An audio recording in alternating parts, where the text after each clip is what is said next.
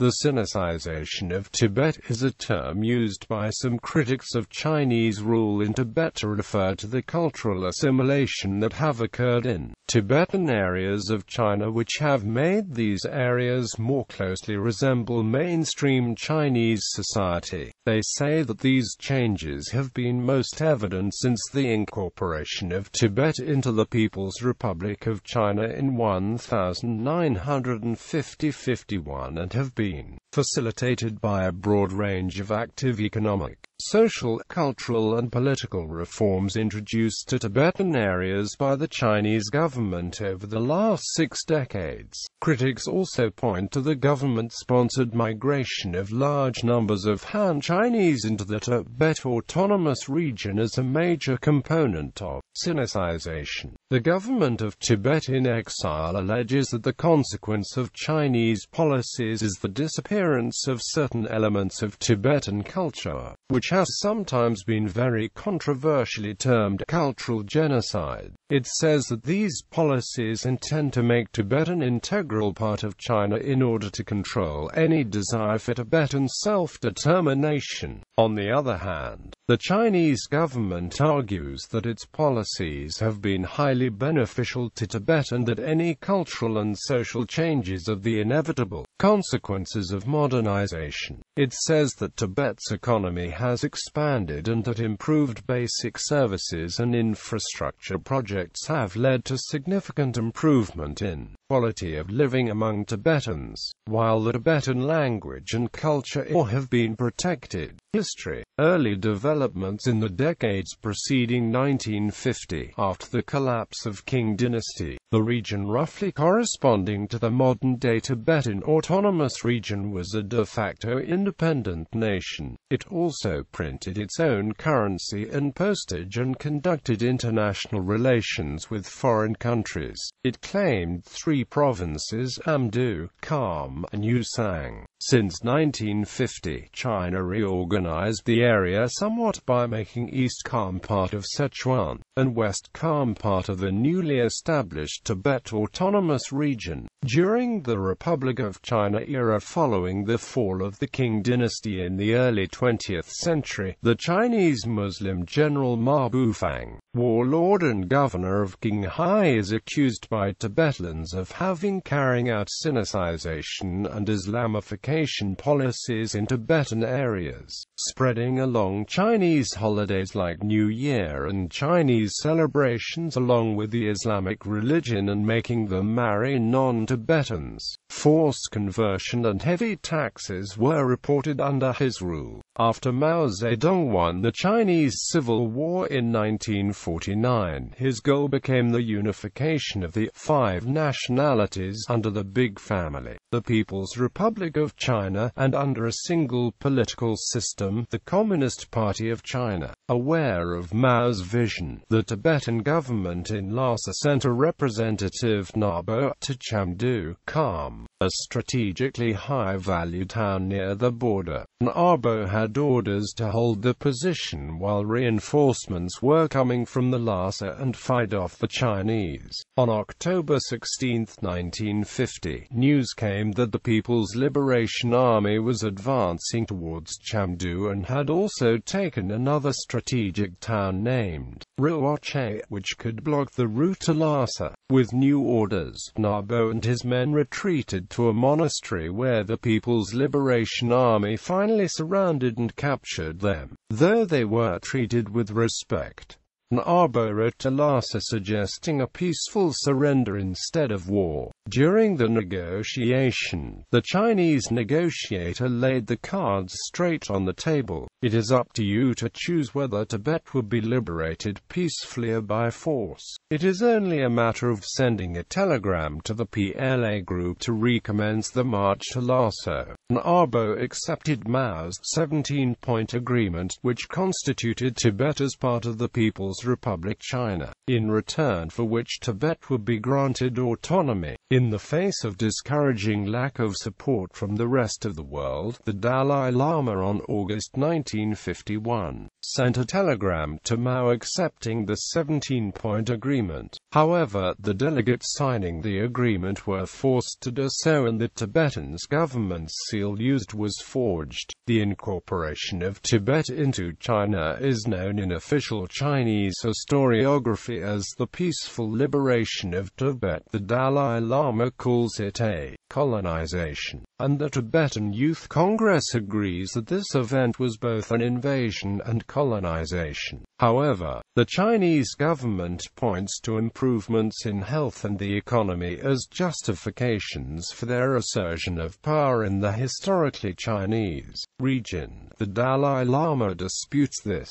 and states that China has favored Han-Chinese immigration into the region. Prior to the event, the economy of Tibet was dominated by subsistence agriculture. Thus, the stationing of 35,000 Chinese troops in the 1950s weighed heavily on the food supplies in Tibet. At Tenzin Gyatso, 14th Dalai Lama's visit to Mao Zedong in Beijing in 1954, Mao informed him that he would migrate 40,000 Chinese farmers to Tibet. In the 1960s, as part of the Great Leap Forward, Chinese authorities forced Tibetan farmers to cultivate maize instead of barley, the traditional crop of the Himalaya region. However, the decision proved to be disastrous, resulting in the failing of the harvest and the starving of thousands of Tibetans. Cultural Revolution. The Great Proletarian Cultural Revolution was a revolution involving students and laborers of the Communist Party of China that was initiated by Mao, and was carried on by the Gang of Four between 1966 and 1976 with the intention of preserving Maoism as the leading ideology of China. It was an inter-party struggle to eliminate political opposition against Mao. The Cultural Revolution affected the whole of China and Tibet suffered greatly as a result. Red Guards attacked civilians who were branded traitors to communism.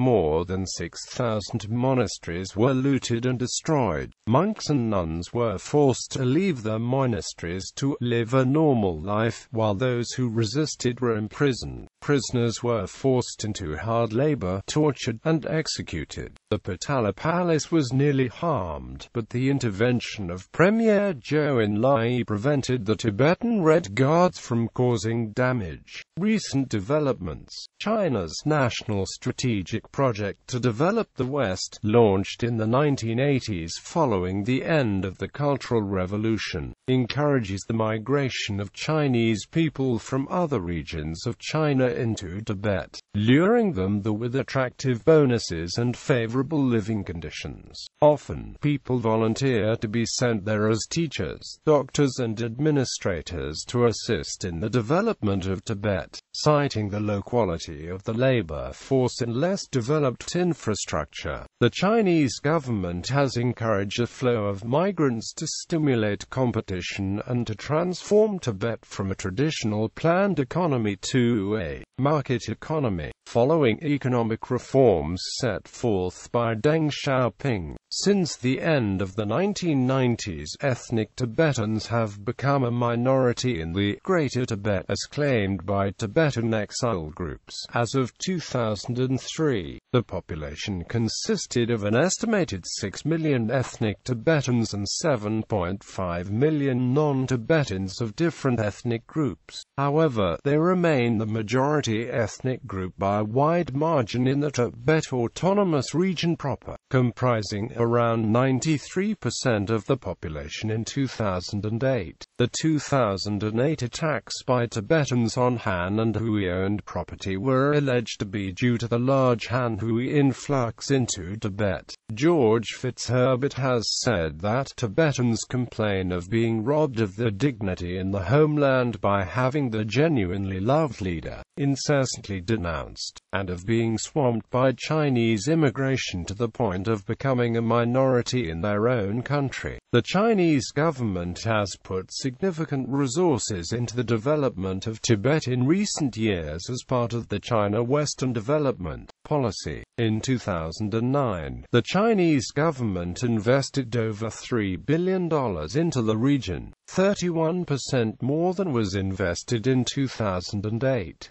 One of the most significant investments is the construction of the Qinghai-Tibet Railway, completed in 2006 at a cost of $3.68 billion, leading to an increase of tourists coming from the rest of China. The Shanghai government contributed $8.6 million to the construction of the Tibet-Shanghai Experimental School, where 1,500 Tibetan students receive an education exclusively in Chinese, with the exception of Tibetan language courses. Some young Tibetans feel that they are both Tibetans and Chinese and are fluent in both Tibetan and Mandarin. Education and employment. Since 1949, the Chinese government has used the minority education system to cause Tibetans to acquire the Chinese language. Minority education has therefore been considered a central aspect of Sinicization pressures.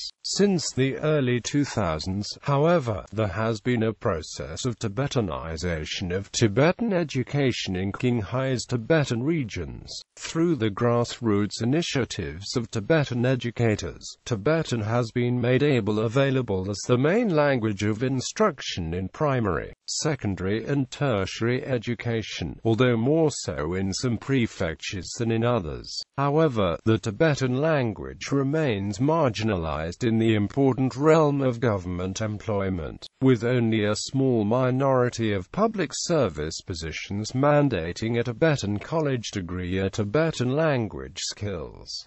Population growth. In 1949, there were between 300 and 400 Han Chinese residents in Lhasa. In 1950, the town covered fewer than 3 square kilometers and harbored around 30,000 inhabitants. The Potala Palace and the village of Jol below it were considered separate from the city at the time. In 1953, according to the first population census, Lhasa numbered about 30,000 residents, including 4,000 beggars and not counting the 15,000 monks. By 1992, Lhasa's permanent population was estimated at a little under 140,000 people, including 96,431 Tibetans, 40,387 Han Chinese and 2,998 Sundri. Added to that figure are perhaps 60,000 and 80,000 temporary residents, for the most part Tibetan pilgrims and traders. Controversy. In 1989, Robert Badinter, a high-profile French criminal lawyer, participated in an episode of Apostrophes, a well-known French television program devoted to human rights, in the presence of the 14th Dalai Lama, talking about the disappearance of the Tibetan culture in Tibet. Robert Badinter used the term cultural genocide. Subsequently, for the first time in 1993, the Dalai Lama used the same term to describe the destruction of the Tibetan culture. More recently, at the time of 2008 Tibetan unrest, he accused the Chinese of cultural genocide in their crackdown. In 2008, Professor Robert Barnett, director of the program for Tibetan Studies at Columbia University, stated that it was time for accusations of cultural genocide to be dropped. I think we have to get over any suggestion that the Chinese are ill-intentioned or trying to wipe out Tibet." Quote. He also voiced his doubts in a book review he published in the New York Review of Books, saying, "Why, if Tibetan culture within Tibet is being fast erased from existence, so many Tibetans within Tibet still appear to have a more vigorous cultural life, with over 100 literary magazines in Tibetan, than their exile counterparts."